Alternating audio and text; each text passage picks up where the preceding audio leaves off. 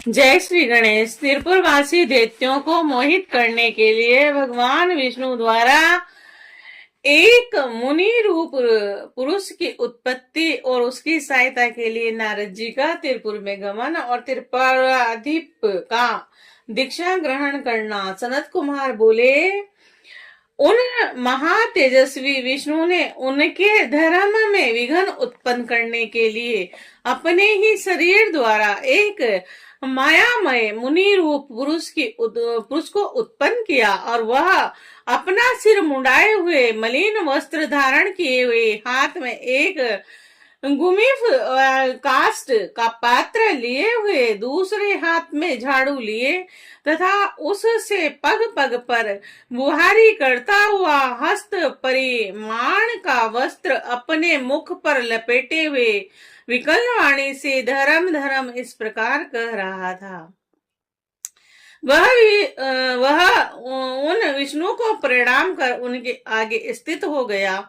इसके बाद उसने हाथ जोड़कर पूज्य अच्युत विष्णु से यह वचन कहा कि हे अरिहन, शत्रुनाशक मैं क्या करूं, इसके लिए आज्ञा दीजिए। हे देव, मेरे क्या क्या नाम होंगे और हे प्रभु, मेरे स्थान का भी निर्देश कीजिए। इस प्रकार उसका यह शुभ वचन सुनकर भगवान विष्णु प्रसन्नचित्त होकर वह यह वचन कहने लगे। विष्णु जी बोले, मेरे शरीर से उत्पन्न हे महाप्राज्ञ, मैंने जिनके लिए तुम्हारा निर्माण किया है उसे सुनो। मैं कह रहा हूं, तुम मेरे ही रूप हो और इसमें संदेह नहीं है। मेरे शरीर से उत्पन्न हुए तुम मेरा कार्य करने में समर्थ हो।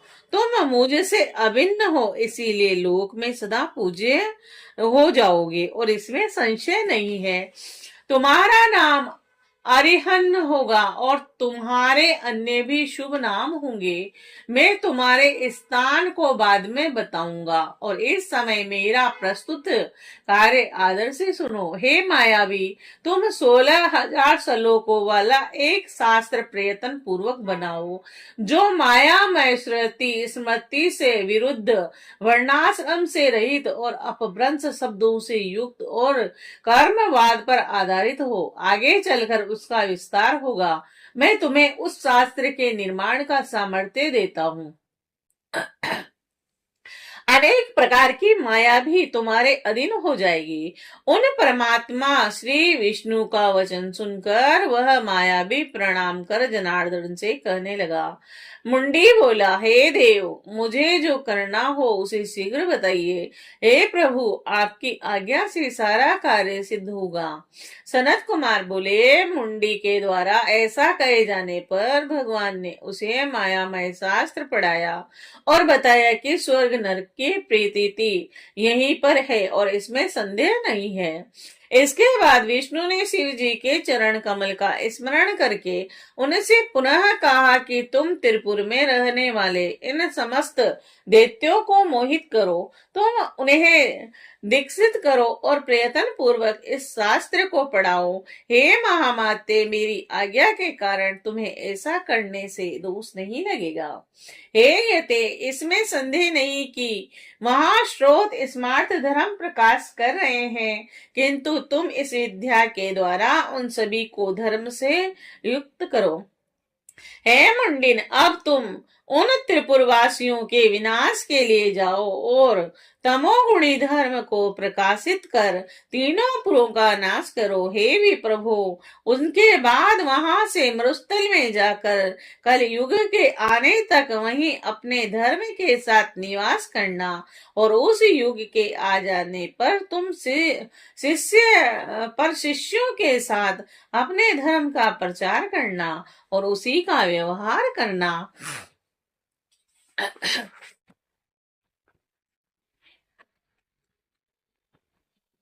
मेरी आज्ञा से तुम्हारे इस धर्म का निश्चित रूप से विस्तार होगा तथा मेरी आज्ञा में तत्पर होकर तुम मेरी गति प्राप्त करोगे। इस प्रकार देवादिदेव शंकर की आज्ञा से सर्वसम्मत विष्णु ने उसे हृदय से आदेश दिया।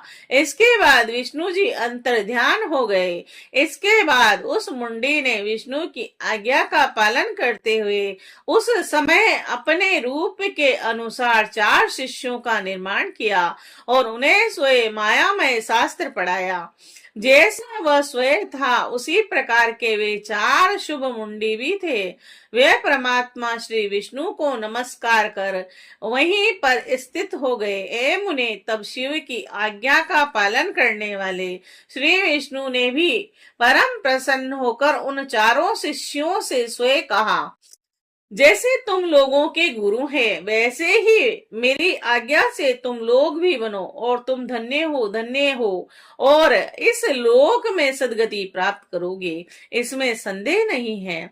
इसके बाद वे 4 मुंडी हाथ में पात्र लिए, नासिका पर वस्त्र बांधे, मलिन वस्त्र धारण किए हुए, अत्यधिक न बोलते हुए, धर्म ही तथा लाभ तथा परम तत्व है ऐसा अति हर्ष पूर्वक कहते हुए वस्त्र के छोटे छोटे टुकड़ों से बनी हुई मार्जनी धारण किए हुए और जीव हिंसा के भय से धीरे धीरे चलते हुए विचरण करने लगे। हे मुने, तब वे सभी प्रसन्न होकर देवादिदेव श्री विष्णु को नमस्कार कर उनके आगे स्थित हो गए और उनके तदंतर भगवान विष्णु ने उनका हाथ पकड़कर उन्हें गुरु को अर्पित कर दिया और अत्यंत प्रेम के साथ विशेष रूप से उनके नामों को बताया और कहा, जैसे तुम मेरे हो उसी प्रकार यह भी मेरे हैं, इसमें संशय नहीं है। तुम्हारा आदि रूप है, इसीलिए आदि रूप यह नाम होगा और पूज्य होने से तुम पूज्य भी कहे जाओगे। ऋषि यति कीर्य एवं उपाध्याय यह नाम भी तुम लोगों के प्रसिद्ध होंगे। तुम लोगों को मेरी भी शुभ नाम को ग्रहण करना चाहिए। अरिहन, यह मेरा नाम ध्यान योग्य तथा पाप नाशक है और अब आप लोगों को लोक कल्याणकारी कार्य करते रहना चाहिए। लोक के अनुकूल आचरण करते हुए तुम लोगों की उत्तम गति होगी। सनत कुमार बोले, इनके बाद विष्णु को प्रणाम करके यह मायावी अपने शिष्यों के साथ प्रसन्नता पूर्वक शीघ्र ही शिव की इच्छा के अनुसार कार्य करने वाले त्रिपुर के पास गया। महामायावी विष्णु द्वारा प्रेरित वह जितेंद्रिय ऋषि त्रिपुर में शीघ्र प्रविष्ट होकर मायाचार करने लगा। उसने शिष्यों के सहित नगर के उपवन में निवास कर बड़े बड़े मायावियों को भी मोहित करने वाली माया फैलाई। और हे मुने, जब शिव जी के अर्चन के प्रभाव के कारण उसकी माया त्रिपुर में सहसा चल न सकी तो यति व्याकुल हो उठा। इसके बाद उत्साहहीन तथा चेतना रहित उसने दुख मन से विष्णु का स्मरण किया और हृदय से उनकी स्तुति की। इसके द्वारा स्मरण किए गए विष्णु जी ने हृदय में शंकर जी का ध्यान किया और उनकी आज्ञा प्राप्त कर शीघ्र ही मन से नारद जी का स्मरण किया। विष्णु जी के स्मरण करते ही नारद जी उपस्थित हुए और उन्हें प्रणाम कर तथा उनकी स्तुति हाथ जोड़े हुए वे उनके आगे खड़े हो गए।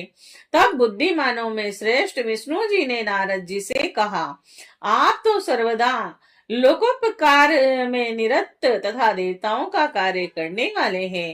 हे तात, मैं शिव जी की आज्ञा से कहता हूँ कि आप शीघ्र ही त्रिपुर में जाएं। उस पुर के निवासियों को मोहित करने के लिए एक ऋषि अपने शिष्यों के साथ वहां गए हैं।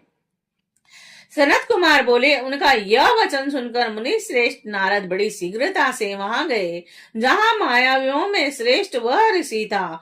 नारद जी भी बड़े मायावी थे। उन्होंने मायावी प्रभु विष्णु की आज्ञा से उस पुर में प्रवेश कर उस मायावी से दीक्षा ग्रहण कर ली और इसके बाद नारद जी ने त्रिपुराधिपति के पास जाकर उनका कुशल मंगल आदि पूछकर राजा से सारा वृतांत कहा। नारद जी बोले, हे राजन, धर्म प्रायण सभी विद्याओं में पारंगत और वेद विद्या में प्रवीण कोई यति आपके नगर में आया है और हमने बौद्ध धर्म देखे हैं, परंतु इसके समान नहीं। इसके सनातन धर्म को देखकर हमने इससे दीक्षा ली है, अतः देते सम्मत है महाराज। यदि आपकी भी इच्छा उस धर्म में हो तो आप भी उस धर्म की शिक्षा ग्रहण कर ले। सनत कुमार बोले, नारद जी का विशद अर्थ गर्भित वचन सुनकर वह दैत्य अधिपति बड़ा विस्मित हो उठा और मोहित होकर मन में कहने लगा कि जब नारद जी ने स्वयं दीक्षा ली है तो हम भी उनसे दीक्षा ग्रहण कर ले।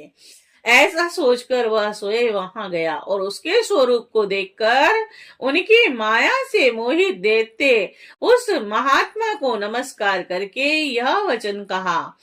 त्रिपुराधिपति बोले कि पवित्र अंतकरण वाले हे ऋषि, आप मुझे भी दीक्षा दीजिए, मैं आपका शिष्य बनूंगा। यह सत्य है, सत्य है, इसमें संशय नहीं है। दैत्यराज के इस निर्मल वचन को सुनकर उस सनातन ऋषि ने प्रयत्न के साथ कहा कि हे दैत्य सम्मत, यदि तुम मेरी आज्ञा का सर्वथा पालन करोगे तभी मैं दीक्षा दे सकूंगा, अन्यथा करोड़ों यत्न करने पर भी दीक्षा नहीं दूंगा। इस प्रकार यह वचन सुनकर राजा माया के अधीन हो गया और हाथ जोड़कर बड़ी शीघ्रता से यति से यह वचन कहने लगा। दैत्यराज बोला, आप जैसी आज्ञा देंगे मैं वैसा ही करूंगा और उसके विपरीत नहीं करूंगा। मैं आपकी आज्ञा का उल्लंघन नहीं करूंगा। यह सत्य है, सत्य है, इसमें संशय नहीं है।